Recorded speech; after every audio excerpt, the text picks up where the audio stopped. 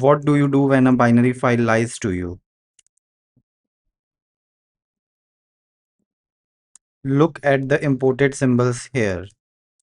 In this binary, standard file system functions like open or read are completely gone. You might assume it's not interacting with the system, but it is. It's just using a hidden low-level method to execute those calls under the radar. It achieves this using a low-level mechanism known as a supervisor call. On ARM64, this means executing an SVC instruction. Rather than routing execution through standard Android libc functions, where we usually place our hooks, SVC acts as a direct bridge to the OS kernel. We can quickly search for these SVC instructions in Radare using /ad/ followed by the mnemonic, which is SVC. Enter. There we have all the SVC instructions present in this binary. Let's navigate to one of these offset and see its disassembly to understand how SVC works under the hood. I'm just going to print previous 5 instructions from this offset followed by the current instruction. Here, before firing the SVC instruction, the binary loads a specific system call number into X8 register. In this example, it's hex 3F. Once it hits SVC instruction, the kernel takes over immediately, leaving no trace in the import table.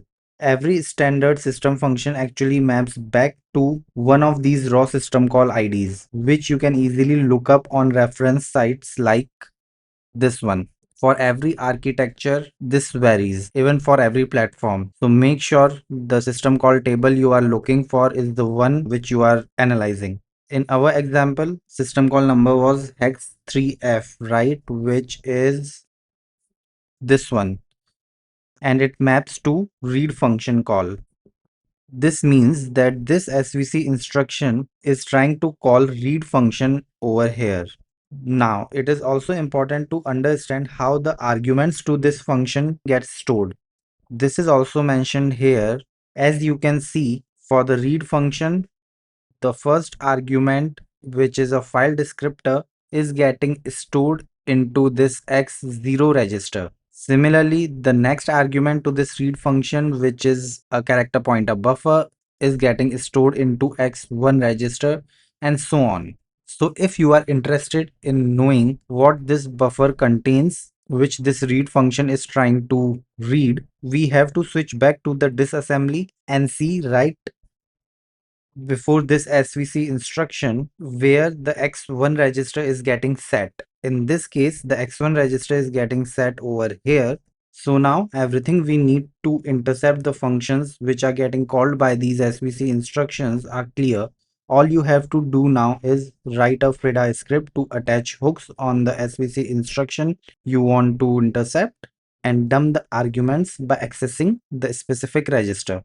Now, before ending this video, a quick bonus tip. In Radare, you don't have to manually parse all these SVC instructions. There is a command available for this already, using which you can see the functions directly which are getting called via SVC instructions. For that, you first have to explicitly tell Radare the type of operating system using E, which stands for export, followed by asm.os, which is Linux in this case.